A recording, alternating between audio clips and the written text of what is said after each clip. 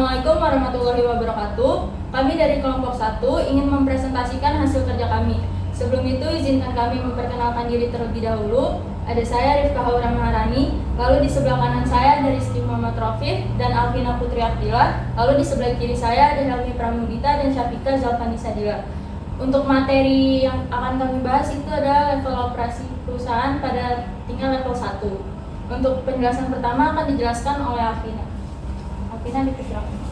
Baik, di sini saya akan menjelaskan mengenai level operate. Jadi kalau misalkan di sini tuh level operate itu maksudnya tingkat 1. Yang pertama itu pada infrastruktur. Jadi perusahaan pada tingkat atau level 1 ini bergantung pada sistem manual atau PC-nya tuh terdistribusi. Alat produktivitas lainnya kemudian kemungkinan besar tidak terhubung ke jaringan. Lalu yang kedua itu ada knowledge process atau pengetahuan. Ini di sini level operate-nya itu bersifat individual secara unik. Jadi rekan-rekan yang sama departemen bekerjanya itu masih berbeda gitu. Jadi kayak masing-masing prosesnya jadi kayak sendiri-sendiri gitu. Terus yang ketiga itu ada human capital atau sumber daya manusia. Di sini perlu bekerja secara mandiri dalam lingkungan yang tidak terstruktur. Jadi para maverick informasi cenderung bersikap cukup ramah dan toleran terhadap resiko. Maksudnya dari maverick di sini itu jadi mereka yang membedakan diri mereka sendiri melalui persaingan internal yang halus dan mereka dimotivasi oleh pengakuan individu atas kontribusi terhadap kontribusi individu. Mereka melihat perubahan sebagai sebuah kejahatan, ancaman terhadap status quo. Kemudian yang terakhir itu ada kultur atau budaya. Jadi kultur atau budaya yang dimaksud di sini itu kayak sebuah apresiasi atau hadiah. Di sini penjelasannya itu hanya memberi penghargaan kepada pemimpin karismatik dan pemberontak visi dan sangat individualistis dan sulit ditiru. Proses informasi adalah menciptakan lingkungan kerja yang menyenangkan bagi mereka. Lingkungan adalah kompetitif secara internal dan tidak memiliki kriteria evaluasi dan kinerja yang konsisten. Ini adalah budaya informasi setiap orang untuk dirinya sendiri, di mana tujuan individu ini diutamakan dan orang mendapatkan informasi dengan cara apapun yang mereka bisa, biasanya berdasarkan kontak dan pengaruh. Selanjutnya akan dijelaskan oleh rekan saya. Baik, untuk selanjutnya ada cara peningkatan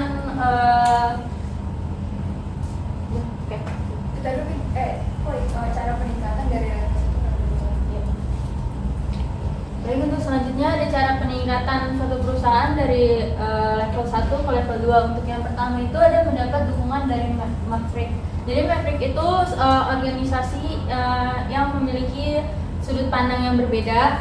Terus lalu yang kedua membuat peran analis informasi yang sebelumnya beroperasi secara informal menjadi formal. Lalu yang ketiga ada menggabungkan informasi serupa ke dalam sistem fungsional yang sejalan dengan struktur organisasi perusahaan.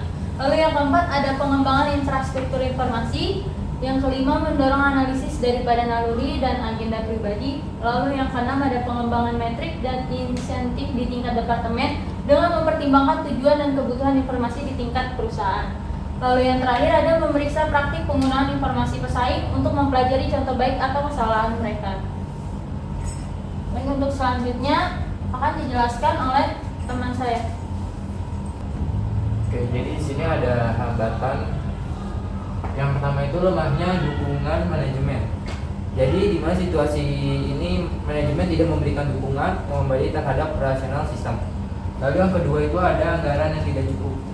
Jadi terbatasnya anggaran untuk menjalankan operasional dapat menyulitkan pengelolaan dan pemeliharaan sistem. Lalu yang ketiga itu ada kurangnya konsensus mengenai alat dan proses.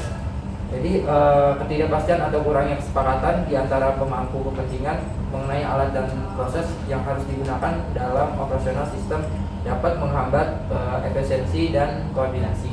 Lalu yang terakhir ada kekurangan sumber daya TI. Jadi situasi di mana sumber daya teknologi informasi seperti hardware, software, atau personal TI tidak mencukupi untuk mendukung operasional sistem secara optimal. Selanjutnya akan dilanjutkan oleh rekan saya.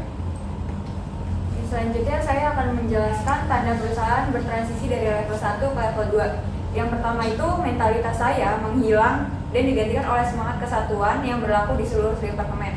Yang kedua, informasi mengalir dengan bebas di dalam departemen dan dapat dibagikan secara efisien kepada orang lain. Yang ketiga, departemen menjadi lebih kohesif dan produktif, tidak terlalu bergantung pada kepahlawanan individu. Yang keempat, para ahli di bidangnya atau yang sebelumnya information maverick bekerja secara kolaboratif menggantikan pendekatan individualistik. Yang kelima, prosedur, praktik terbaik dan tujuan departemen diterapkan dan diikuti secara konsisten. Yang keenam, biaya operasional departemen menurun secara signifikan di beberapa area dan mencerminkan efisiensi yang ditingkatkan. Yang ketujuh, laporan menjadi lebih akurat dan konsisten, mencerminkan standarisasi dalam pengelolaan informasi. Yang kedelapan, duplikasi upaya di dalam departemen jauh lebih dikit, menunjukkan koordinasi yang lebih baik antar tim. Yang kesembilan, peluang penjualan baru muncul dengan tingkat yang lebih tinggi atau lebih mudah diakses. Selanjutnya akan dilanjutkan oleh teman saya. Dan untuk manfaat, itu ada manfaat dari transisi ke level 1 ke level 2. Itu yang pertama ada pengetahuan perusahaan tetap utuh saat individu meninggalkan organisasi, yang mana menunjukkan efektivitas transfer pengetahuan. Yang kedua itu adalah pengurangan waktu yang dihabiskan untuk melakukan pengumpulan data, yang mana memberikan lebih banyak waktu untuk analisis mendalam. Selanjutnya, yang ketiga adalah analisis mengungkap peluang bisnis yang mungkin belum teridentifikasi melalui intuisi dan pengalaman pribadi.